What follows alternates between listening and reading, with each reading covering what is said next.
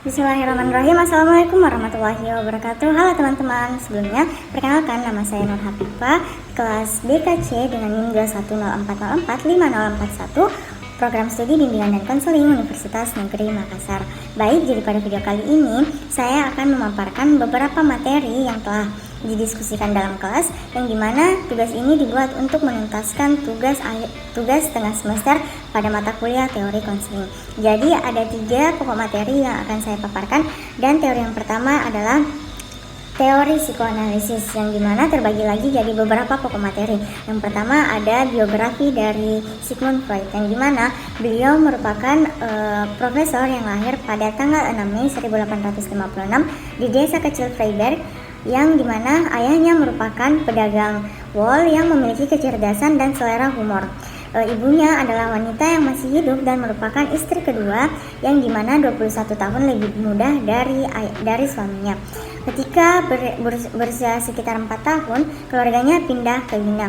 Disinilah Freud menghabiskan sebagian besar hidupnya, di mana Sigmund Freud adalah anak yang cerdas dan selalu menjadi teratas di kelasnya. Beliau menghadiri sekolah kedokteran di Wina dan melakukan penelitian di bawah bimbingan Ernest Bloch, yang dimana beliau merupakan seorang profesor fisiologi, dan Bloch percaya pada radiokarnisme. Tidak ada gaya selain gaya fisikokimia umum yang bekerja dalam organisme. Freud menghabiskan sebagian besar waktunya untuk belajar di bidang ilmu saraf. Dan pokok materi selanjutnya ada pengertian psikoanalisis, yang dimana psikoanalisis merupakan teori yang berusaha untuk menjelaskan tentang hakikat dan perkembangan kepribadian manusia. Unsur-unsur yang utama dalam teori ini adalah motivasi, emosi, dan aspek internal lainnya. Teori ini mengasumsikan bahwa kepribadian berkembang ketika terjadi konflik aspek psikologi yang pada umumnya terjadi pada anak-anak atau usia remaja. Psikoanalisis memiliki banyak hal untuk ditawarkan kepada pendidik. Hubungan di antara mereka seperti perkawinan, di mana kedua pasangan sadar akan kebutuhan bersama mereka tetapi tidak terlalu mengerti satu sama lain dan tidak mengerti akan namanya menyatu. Jadi tujuan-tujuan pendidikan yang dinyatakan berdasarkan analisis psikoanalisis adalah memberi tuntutan bagi pendidik dan anak didik tentang apa yang hendak dicapai pada kegiatan-kegiatan yang mereka lakukan. Psikoanalisis memandang manusia sebagai homo valens, di mana perilakunya dikendalikan oleh dorongan alam bawah sadarnya.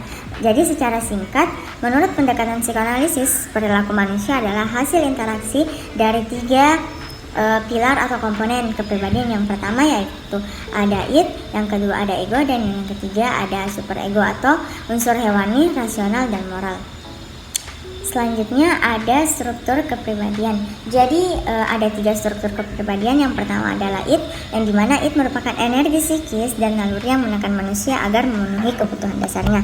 Yang kedua ada ego, di mana ego terperangkap di antara 2 kekuatan yang bertentangan dan dijaga serta patuh pada prinsip realitas dengan mencoba memenuhi kesenangan individu yang dibatasi oleh realitas. Dan yang ketiga ada superego. Superego sama halnya dengan hati nurani yang mengenali mana yang baik dengan mana yang buruk. Baik, materi selanjutnya ada tentang materi teori dan teknik pendekatan eksistensial.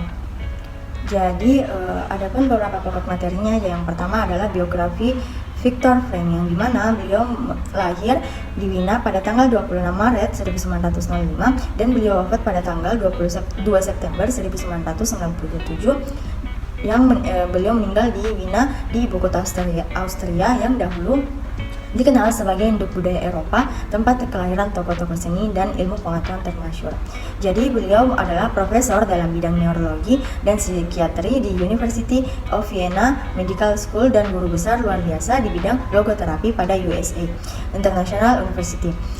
Beliau adalah pendiri yang disebut mazhab ketiga psikoterapi dari Wina setelah psikoanalisis Sigmund Freud dan psikologi individu Alfred Adler, yaitu aliran logoterapi.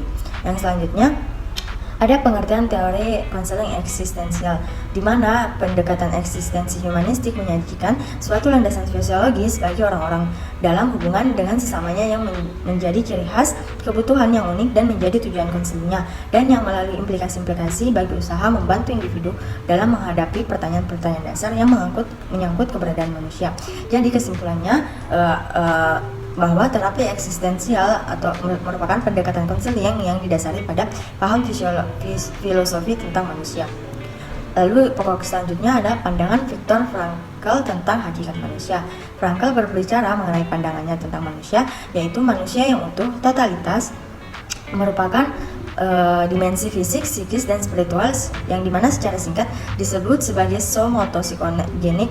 Untuk melihat secara lebih seksama tentang asumsi menurut Freud, digunakan 9 kerangka acuan dasar untuk melihat asumsi dasar hakikat manusia.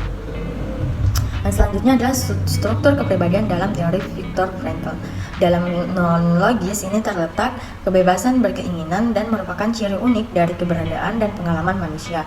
Frankl berpendapat bahwa manusia dalam berperilaku tidak selalu didorong atau terdorong ke tegangan keseimbangan, melainkan mengarahkan dirinya sendiri menuju tujuan tertentu yang layak bagi dirinya, yakni kebermaknaan hidup. Kebermaknaan hidup muncul ketika seseorang mulai pematangan spiritual atau sejak pubertas. Selanjutnya ada asumsi tentang tingkah laku. Yang pertama adalah kebebasan bersikap dan berkehendak. Menurut beliau, manusia tidak sepenuhnya dikondisikan dan ditentukan oleh lingkungannya, namun dirinya lah yang lebih menentukan apa yang akan dilakukan terhadap berbagai kondisi itu. Dengan kata lain, manusia yang menentukan dirinya sendiri. Yang kedua, ada kehendak untuk hidup bermakna. Menurut Frankl, keinginan untuk hidup yang bermakna ini merupakan motivasi utama yang terdapat pada manusia untuk mencari, menemukan, dan memenuhi tujuan dan arti hidupnya. Dan yang ketiga, ada makna hidup. Frankl menganggap bahwa makna hidup itu bersifat unik, spesifik, personal, sehingga masing-masing orang mempunyai makna hidupnya yang khas dan cara penghayatan yang berbeda. Yang selanjutnya ada tahapan dan teknik konseling dalam teori Frankl, yang dimana terapi adalah suatu kreativitas yang meliputi proses yang dapat digolongkan ke dalam 3 tahapan umum, yaitu tahapan awal konseling, tahapan tengah, dan tahapan akhir. Teknik yang diajukan yaitu intens paradoksal, derefleksi, dan bimbingan rohani. Baik, mungkin itu saja yang dapat saya sampaikan, kurang dan lebihnya mohon maafkan. Assalamualaikum warahmatullahi wabarakatuh.